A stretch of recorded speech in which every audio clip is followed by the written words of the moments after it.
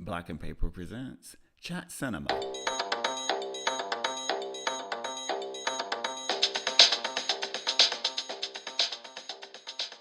Hello and welcome to Chat Cinema. And this podcast is going to be a little different because we're actually going to be talking about a book on the film industry. The book's title is The Big Picture: The Fight for the Future of Movies by Ben Fritz. I'm here with Christine and Steve, and we are going to give you a quick review and an overview of the film industry in general. Who wants to start? Well, hi, this is Steve. Leading up to the book, it's the motivation for writing the book. Ben Fritz is very interesting because he represents both sides. He's written for the Wall Street Journal, but also for Variety and the Los Angeles Times. So it does have quite a neutral stance because he naturally through covering the financial market for Wall Street Journal, he knows how these money men, especially in movie moguls in Hollywood, works. But he's also a big fan of film culture. So he's very well. That's what I like about the book from the outset. He's very well positioned. I won't say he's impartial, but he's definitely not one-sided either. And I think it paints a very clear picture of how we got to this state where we are now, where seemingly overnight, the Hollywood movie business has turned into some sort of crazy franchise with big companies. Marvel, a long-lasting but recently sort of faded comic institution empire, has now reinvented itself as completely, a big film company, and it's just very, very, very phenomenal how this has all happened.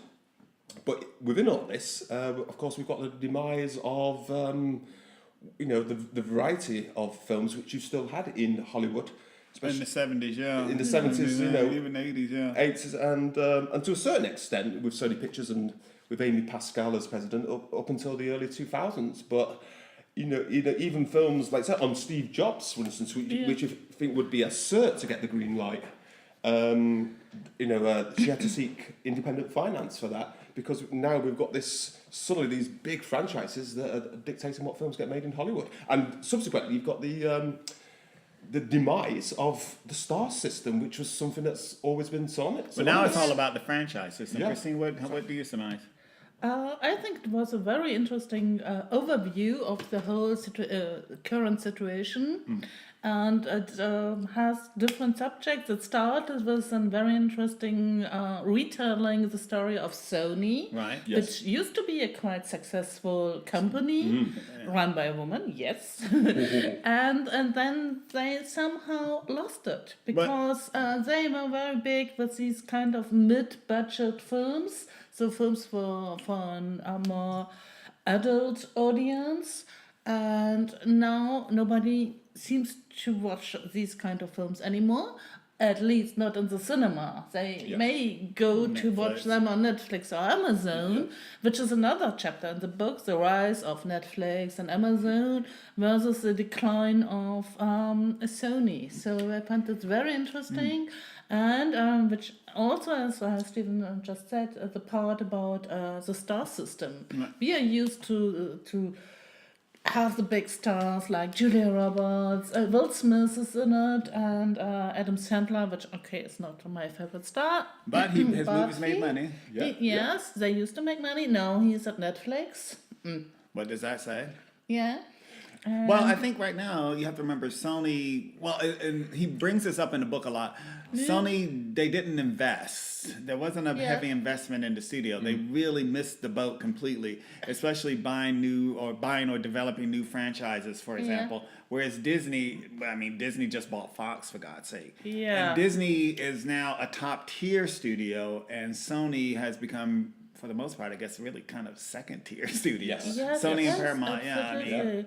But I think, Disney is running big at the moment, of course, because they have everything. They have everything. Yes. But they just redo their own movies. I mean, at the moment we have now, what was it, the Jungle Book? Now, Dumbo. Don't remember me, Dumbo. And then the Lion King is coming out. Aladdin? So, yeah, Aladdin? again, yeah, Aladdin. And I watched Endgame. Sorry. She watched the Avengers. Yes. She contributed to the $1.2 billion Yes, opening weekend. Did you? Guilty. Not a press I'm screening. embarrassed. No, I paid for it. Cinestar. Yeah. She So, paid but- full price. You paid 20? How much was it? No, I have a Cinestar card, so I paid €6. So All right. okay, well, don't let go. let's but- move forward. That's Moving what I forward. just wanted to say. There were all the Disney. We're not judging her. Stop it. There were all the Disney trailers before Avengers, of course, Yes. and there was Aladdin, there was Lion King, and Men in Black. Four, so it was really like the book says, we are living at the time of franchise again and again, and they are all becoming bigger and bigger. And so now I lost it. Thank you, Stephen. And it's difficult to get this kind of mid-budget films, which are not super art house, mumblecore, unknown stars or not yet starring in it.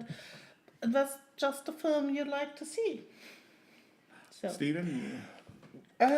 What's what's interesting that's coming out of all this? And like we talked about the demise of the star system, like possibly for the first time ever. You know, whatever you take on films or whether you're anti-star or what have you, you always feel there's got to be personalities. You know, how can you have like sports with no famous names? Without Ronaldo, for example. Yes.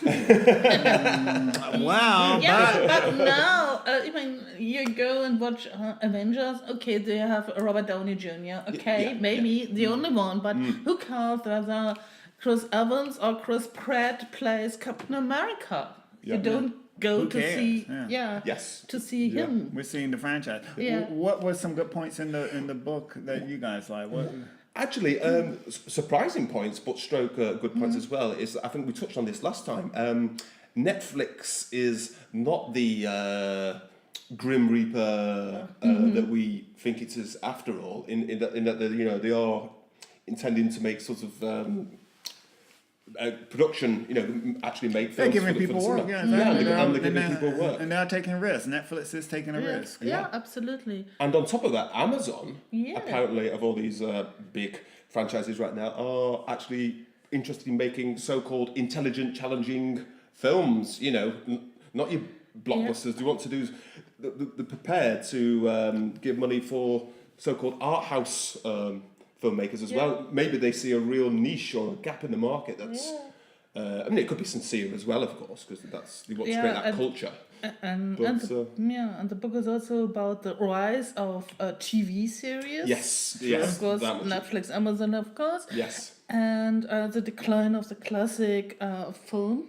So, of course, all the people who have some creative interest are going to the TV now, making TV series like, I don't know, Game of Thrones or That's right. stuff like that. I mean, for a start, cinema is over like 120 years old now, and we've had talkies for 90 years, haven't we? Yeah, 90, 91 years.